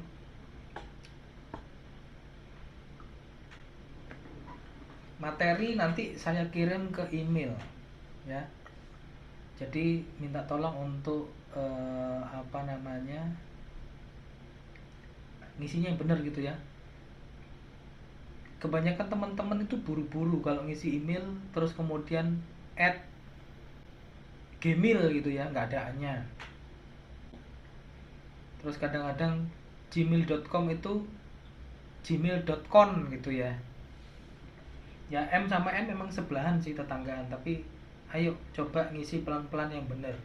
Cepat pun nggak apa-apa, tapi yang benar.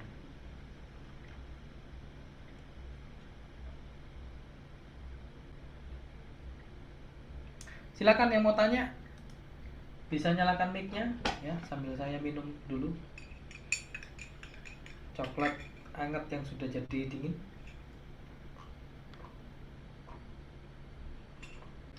Bisa nyalakan mic-nya.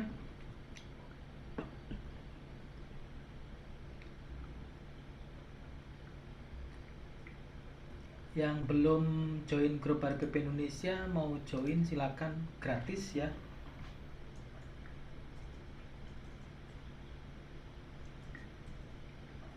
Di chat atas kayaknya ada deh.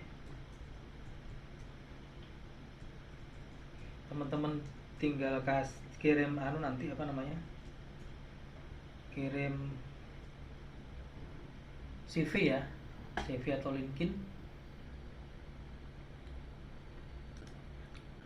Silakan yang mau diskusi.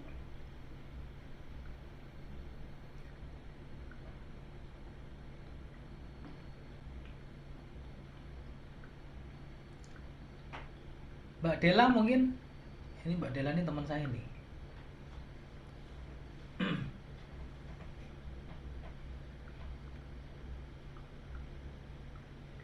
Silakan, siapa, Mas Wandi mungkin? Ada mau tanya Mbak Caca? Tadi sempat nyalakan, Bu. Silakan Kak mau Oh tanya. iya, selamat malam Pak Ferry. Ya, malam. Pak, tadi itu setelah saya mendengar Bapak bahwa ya tadi ya, kalau misalnya kita sebagai karyawan, bawahan gitu ya, eh, kalau misalnya diganggu sama atasan jam berapapun kita harus ada batasnya gitu ya. Tapi nyatanya sih kan nggak mungkin ya Pak ya. Kayaknya itu tuh hal yang nggak mungkin itu menolak menolak atasan kalau kita lagi mengganggu kita gitu ya kapan aja gitu Pak. Nah sebenarnya saya tuh dapat bahwa ini reminder buat diri kita sendiri misal kalau kita sudah sebagai supervisor gitu. Bahwa kita tidak bisa melakukan hal yang seperti itu terhadap tim kita gitu. Tapi kebanyakan kita tuh nggak mau diganggu tapi suka mengganggu. Kadang mengingatkan diri sendiri aja sih Pak. Sebenarnya masalah apa ya untuk apa ya nggak menjadikan hal itu apa ya nggak menjadikan diri kita egois gitu ya. Soalnya kalau saya nih Pak, karena memang atasan saya mau nggak mau itu di tanggung jawab saya sih memang gitu. Cuman memang ada atasan yang memang ngerti, ada memang atasan yang nggak ngerti gitu. Mau nggak mau kita bisa harus diganggu 24 jam. Itu sih Pak. Nah,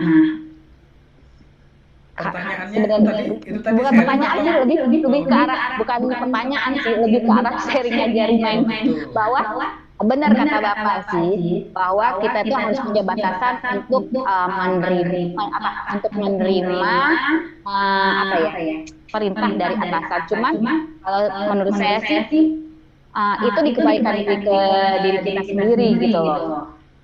Kalau misalnya kita sebagai sekarang ini supervisory gitu ya, up gitu, kita tidak bisa melakukan itu kepada anak buah. Jadi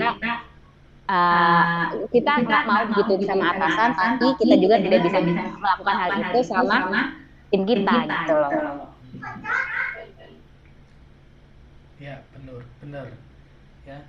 Jadi intinya gini, kalau misalnya contoh dari atasan hubungin kita gitu ya, ya sebisa mungkin ya kita jawab ya. Kalau memang terus kemudian butuh data ya jadinya mau nggak mau ya.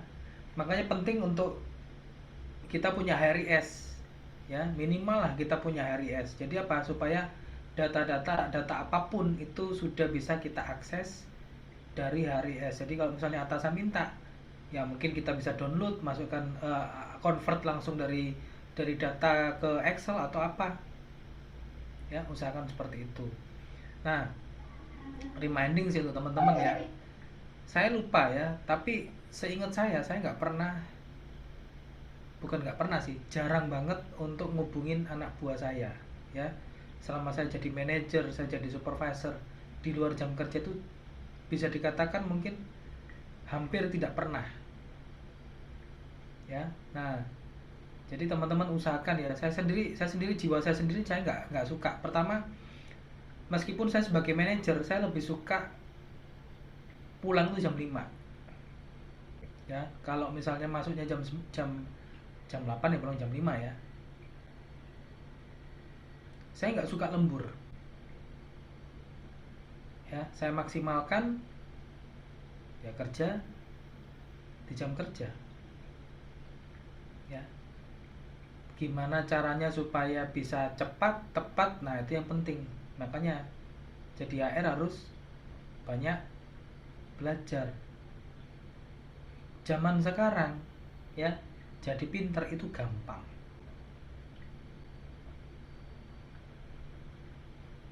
Ya, zaman sekarang jadi pinter itu gampang. Mau cari IPK bagus itu loh gampang zaman sekarang. Saya dulu kuliah di ITS ya, IPK saya sih 3 ya. Tapi ketika saya kuliah hukum ya, dulu teknik sih. Kuliah hukum ya bukan sombong ya. Ya saya kaget juga sih. IPK kok bisa bagus gitu ya. Sudah di semester dari semester 1 bisa bagus. Tapi metode belajarnya sih beda memang. Ya, udah memang karena saya break agak lama ya. Jadi kangen-kangen bawa kuliah gitu ya. Jadi memang harus merubah. Kita ngerubah tadi yang saya katakan pertama ya. Wadahnya diubah dulu, mindsetnya diubah dulu. Supaya apa ya? Kita dapat breakthrough. Kalau mindsetnya masih tetap, contoh mindset apa? Nomor satu yang saya perangi, ya. Mindset teman-teman untuk bisa jadi HR yang kompeten tapi mentalnya gratisan. Kayak contoh ya, saya jujur aja ya, saya jujur. Apa sih yang teman-teman dapat dari apa namanya HR trend tadi? Komplitkah pengetahuannya? Ya seperti itulah webinar-webinar yang gratis. Hanya selayang pandang. Nggak mungkin terus kemudian dari basic dibahas, nggak mungkin. Ya, makanya di zaman-zaman pandemi pun yang marak yang namanya pelatihan-pelatihan webinar-webinar online, saya nggak pernah ikut. Nyaris saya nggak pernah ikut. Karena apa? Saya nggak dapatkan apa-apa. Ya, saya nggak dapatkan apa-apa. Justru saya dapatkan pengetahuan ketika apa ya, saya beli buku ya. Kalau teman-teman mau lihat ini belakang nih buku saya sebagian nih ya. Saya bukain ya, tapi nggak apa-apa agak berantakan ya karena ada alat-alat rekaman juga. Saya bukain sebentar ya kalau teman-teman mau lihat.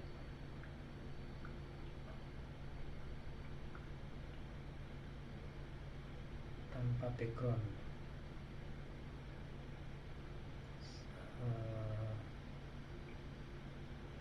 Sebentar ini. Oh nggak di sini ya. Bentar. Kok lupa saya.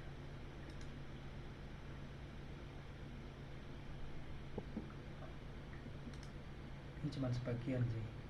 Nah ya. Nah tuh yang di atas itu buku, di situ di sebelah sini buku ya. Ini baru sebagian ya, cuman sedikit yang banyak di rumah ya. Ini karena saya di kantor ya. Yang di sana ini ada keyboard tumpuk ya karena saya suka main musik gitu ya. Ini cuma berapa buku nih ya. Buku saya lebih banyak, buku kuliah saya lebih banyak nih. Ada teman kuliah saya nih, ada Mbak Dela nih ya. Buku kuliah saya lebih sedikit daripada buku HR ya, karena buku kuliah saya nggak, malah justru jarang beli buku kuliah ya, banyak pinjem dari mana? Pinjem dari adik saya. Loh kok aneh? Oh iya ya, pinjem punya adik saya. Adik saya lebih dulu kuliah hukum soalnya ya. Jadi karena saya sempat break agak lama, terus mikir kuliah lagi ya. Oke, selanjutnya mungkin ada yang mau tanya. Masih ada 9 menit. Saya Biasanya- Pak Ferry. Ya silakan Mbak. Ya, sebelum Pak Ferry tadi kan ada info bahwa untuk tim IT itu kan nggak mungkin kayak dari 9 sampai jam 5 sore gitu. Tapi Ya. itu bisa fleksibel hour. Nah, untuk fleksibel hour biasanya mereka akan menghubungi karyawan lain atau timnya itu di luar jam kerja, contohnya malam. Nah, mungkin ada pandangan dari Pak Ferry terkait itu. Tim IT beda sama software programmer ya, Mbak. Kalau IT itu lebih condong dia pemeliharaan jaringan kayak gitu-gitu ya. Kalau IT kebanyakan ya jam kerja ya, kecuali kalau misalnya sistem jaringan di perusahaan lagi error gitu ya, ya tim IT-nya dipanggil ya. Memang kalau kalau namanya maintenance itu bisa 24/7 ya, ya mereka wajarnya sih dikasih lembur. Tapi kalau programmer itu justru beda, culture-nya mereka beda kadang ya. Jadi gini, kalau pandangan saya untuk programmer, entah programmer Android, Java ya, dunia programmer itu dunia arts. Meskipun mereka pakai bahasa-bahasa yang aneh-aneh ya, bahasanya kan bukan bahasa bahasa pemrograman kan aneh-aneh ya. Tapi namanya memprogram itu art ya. Saya suka bahasa pemrograman. Ketika saya lulus kuliah ya, dari kuliah hukum tempo hari, untuk menjadi HR, saya tertarik sama yang namanya program Excel. Program Excel bukan berbicara masalah rumus-rumus, enggak ya. Kemarin teman-teman yang sudah ikut uh, training saya yang VB ya, Visual Basic Excel, itu adalah uh, belajar saya tahun 2012 sampai 2014. Dan saya lebih bisa merasakan fresh kalau misalnya saya belajar malam. Saya belajarnya jam berapa? Untuk buat program-program seperti itu. Jam 11 gitu ya. Jam 12, jam 1. Mikirnya bisa fresh. Itu memang dunia programmer seperti itu. Bahkan ya, saya pernah interview perusahaan game ya di Jogja, interview online ya. Apa sih namanya? Yang dia buat game game balapan mobil tuh. Perusahaan Vietnam tuh, tapi ada di Jogja. Cabangnya ada di Jogja. Ya, Game Love. Saya pernah diinterview ya. Orang-orang Game Love itu kerjanya malam-malam. Termasuk juga software tester. Software tester itu kebanyakan mahasiswa-mahasiswa. Mereka baru kerja jam berapa? Jam 7 malam. Ya, beda sama IT. Kalau IT ke arah jaringan. Jadi ini lebih ke arah programming. Nah, kalau programmer ya kenapa nggak kerja dari rumah gitu Mbak Dewi? Ya, kalau memang kerjaannya sebagai programmer. Tapi kalau IT nggak bisa. Karena IT itu dia jaga jaringan ya, perbaikan jaringan dan sebagainya. Jadi teman-teman mesti ngerti ya, kadang programmer itu masalah tadi yang pertama arts, kemudian budayanya memang seperti itu. Kalau programmer di perusahaan saya terakhir ya, perusahaan saya terakhir itu perusahaan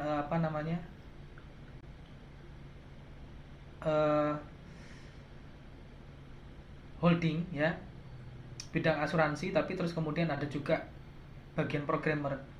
Mereka ngomong sama saya, ini aturan yang seperti ini mesti jam 8 sampai jam 5 itu sebenarnya nggak cocok buat kami Pak Ferry.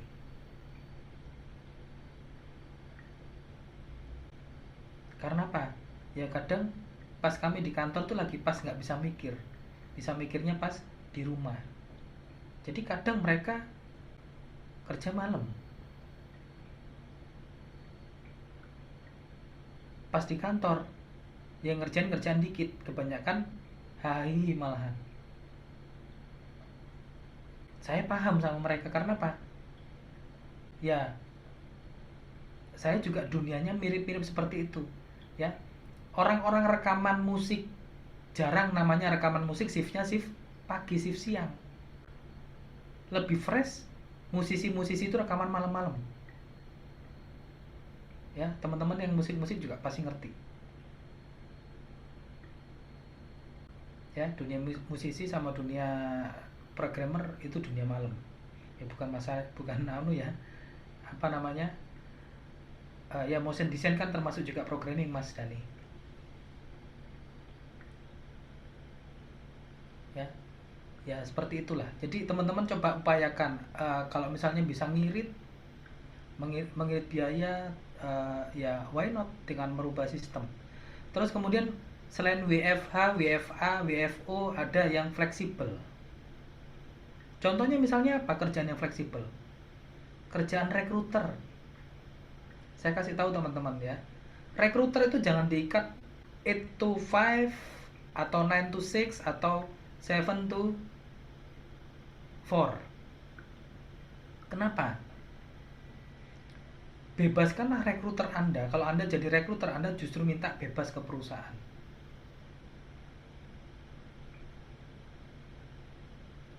Ya. Ada kalanya mungkin rekruter perlu nemuin kandidat.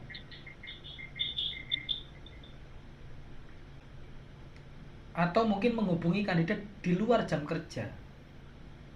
Kan ada tuh, kalau misalnya kita mau panggil orang, orangnya nggak mau, kalau misalnya nggak mau ngangkat telepon kalau misalnya jam-jam kerja, takut ketahuan kan. Coba buat yang namanya apa, saya kok lupa istilahnya, pokoknya interview di depan ya. Interview awal untuk tahu motivasi si pelamar ya, kenapa kenapa pelamar ini ngelamar di perusahaan kita, tertariknya apa. Initial interview istilahnya. Ya. Nah, kadang ada yang mau dihubungi di luar jam kerja. Ada yang bisanya di luar jam kerja ya. Otomatis karena kita juga terikat jam kerja 8 jam, 9 jam termasuk istirahat kalau misalnya hari Sabtu libur. Ya kenapa terus kemudian kalau misalnya si rekruter masuk jam 10, pulang ya lebih malam, nggak apa-apa. Programmer juga kalau misalnya mereka mau seperti itu, yang penting terikat. Terikatnya apa? Ya 1 hari 8 jam belum termasuk istirahat.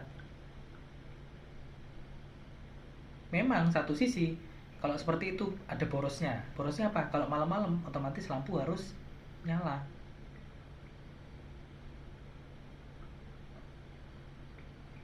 Ya, nah kita bisa trial and error.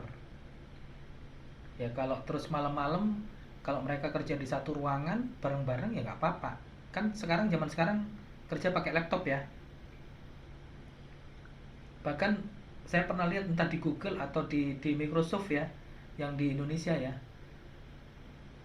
karyawan itu nggak punya meja loh, ya kerja mau di working space-nya perusahaan boleh, terus kemudian perusahaan punya taman rumput-rumputan ya, plastik ya, kerja duduk di situ, terus kemudian di sana ada printernya terhubung ke jaringan, mau ngeprint ya udah langsung tinggal klik-klik pilih printernya di mana gitu ya. Ya buat suasana kerja yang bisa lebih nyaman, bisa lebih murah bagi perusahaan, karyawan bisa lebih produktif.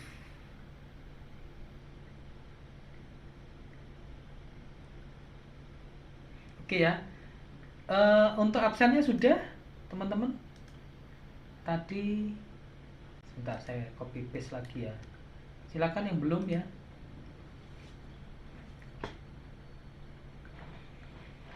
Oke, kalau nggak ada pertanyaan silakan absen. Saya tunggu mungkin 1 menit ya. Tinggal diklik, dibuka, diisi datanya dan kemudian disubmit.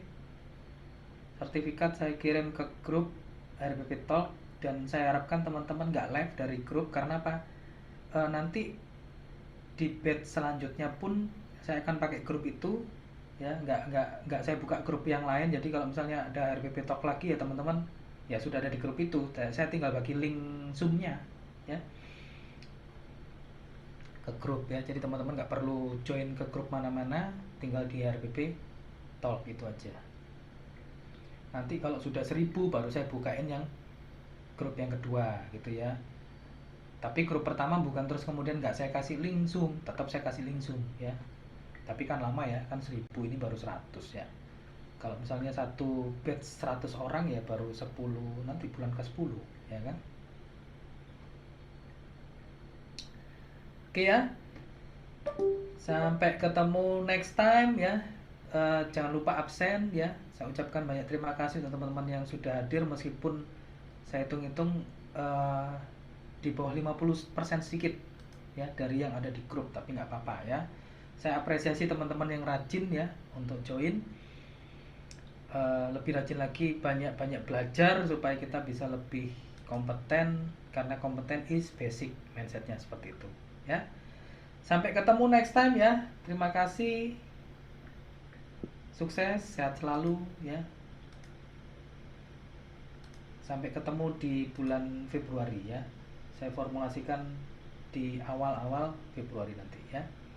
Oke, bye-bye ya. Selamat malam semuanya.